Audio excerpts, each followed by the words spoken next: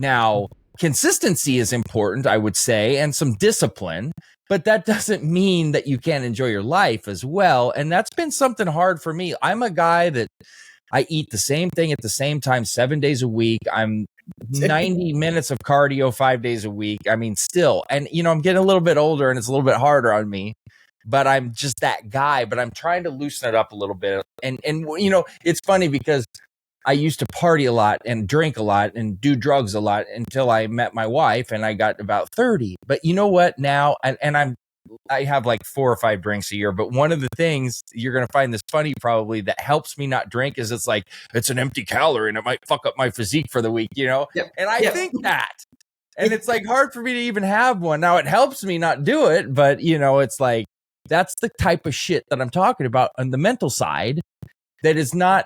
It needs to stop. It's not a reality, and it's so consuming though. Like you become your own. It's your own internal dialogue, isn't it? And yes. I try and pick things apart. And with this sort of recent last, say, year to 16 months, where I've come off the back of that last show and realised I need to go into a longer off season because 7 seasons in a row, and like I say, with the health as a focus, there were things that needed to be addressed. And the relationship with food, when I think back, I never thought that I could get to a spot now where I'm able to enjoy food for what it is and eat a meal and be happy with that. Now, I'd still eat similar to what you described, eat my meals same time, every day, everything is on point.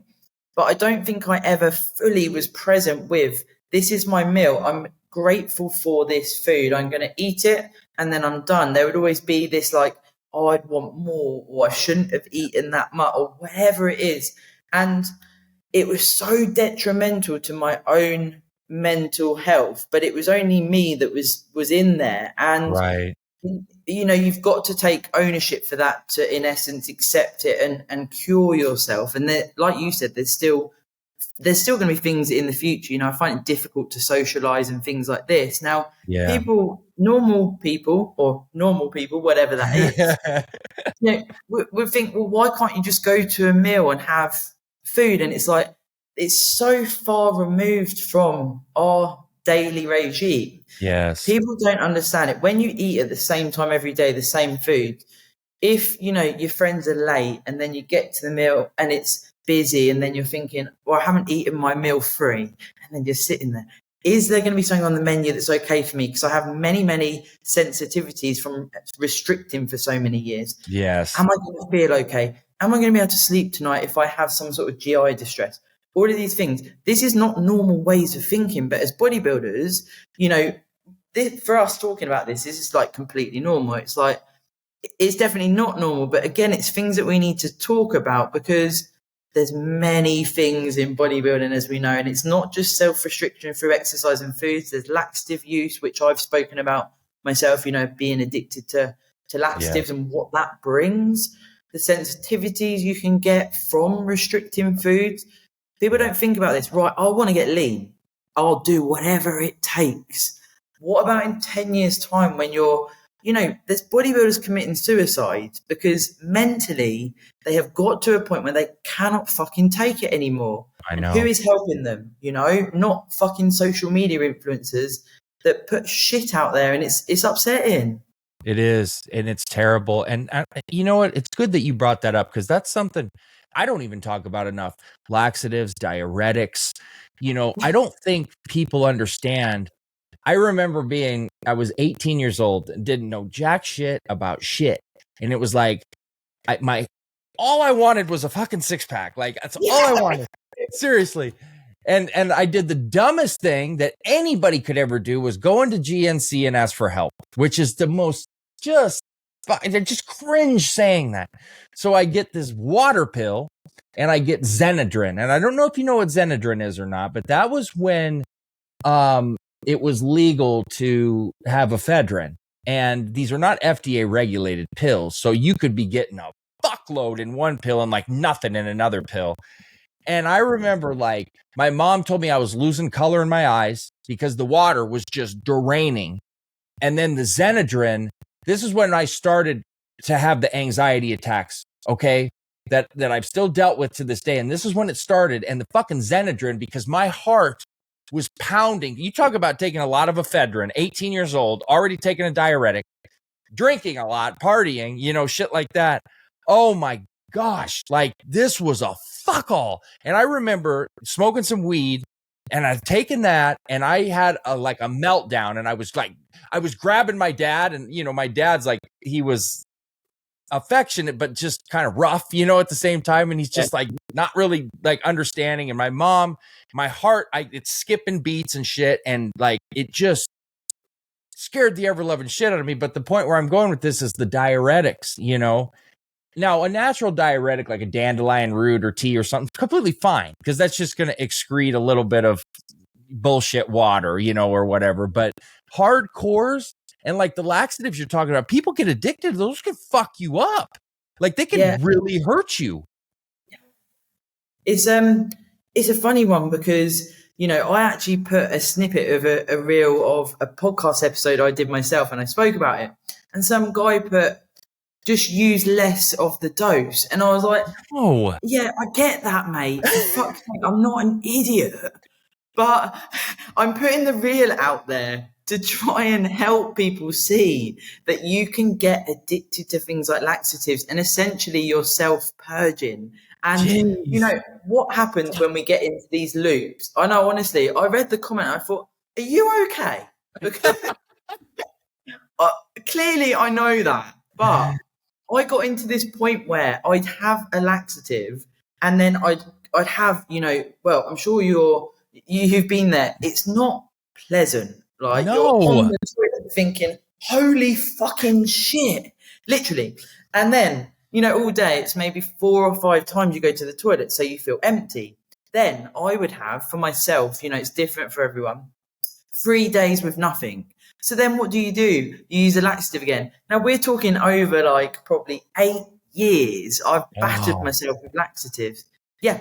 And it wasn't until I met Matt that he was like, is this normal that you need to use them so much? And I was like, well, you know, it's what I've always done. I didn't really correlate, and deep down I probably did know, but I couldn't go to the toilet for 4 days. So it's like, what else am I going to do? And now it almost feels like I've come away from, you know, when people say I'm clean, like I've had 4 months, 4 or 5 months, I think it is, with no laxatives. And I used to use like a herbal remedy, like you just mentioned there, like a senna tea now. Yeah. But, you know, initially when I transitioned, you know, it was almost like the bottle was there and it's like, shall I just do it because it's been a day? It's fucking wild. Like when I think back, what the hell, you know? Did you ever, because I mean, that can, when you go to the bathroom that often, you can drain electrolytes too, you know, I mean, did you ever have like potassium, magnesium chloride, all of that checked? Or did you ever have like, because that can cause obviously different things, cramps, heart palpitations, brain fog. Did you have any of that going on or anything like that? So there's certain things I've tried to sort of unpick going through this health phase now until this period of time where I've allowed myself to do that and not focus on, you know, essentially what do I need to do for the stage, as it were. That is obviously still there, but and, you know, getting bloods regular, which is something I talk about, because but even if you're natty, you know, getting bloods done is important. Absolutely. And, you know, things like looking at your normal potassium, things like this, you know, it maybe is something that people would overlook. So consequently now, because of extreme dieting for so many years, there's a lot of things that it's like, what is that down to? Now, with the laxatives in the mix, it's like, you know, the amount of vitamins and supplements I take, not special supplements, just the health ones. Right. You know, there's a lot. So it's like, it's almost like I've got to a point, and I speak about this with my other half, it's like, I wouldn't change it. I did this to myself, as it were, and it got me through this part of my life to get me where I am today. So that's where I say I wouldn't change it. And, you know, I have in essence fucked myself up. And no accolade was worth that. But the journey and being in a position now to talk about what can happen and are you doing this for the right reasons, etc., that is worth it. When I lifted the Miss Universe trophy, woke up the next day and I was in the gym self-restricting, doing hours of cardio. And my coach was like, what the fuck are you doing? I didn't feel lean enough. I didn't feel good enough. It does not, and this is what I try and tell people, it does not change who you are.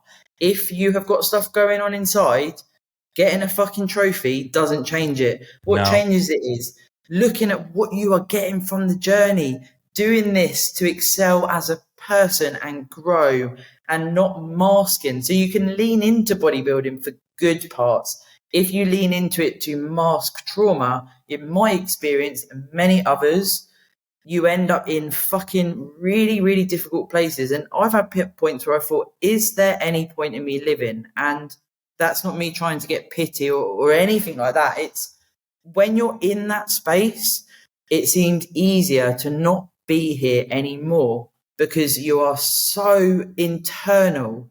Honestly, you just drive yourself mad. And it sounds like you've probably been in spots like that. It's fucking unreal, isn't it?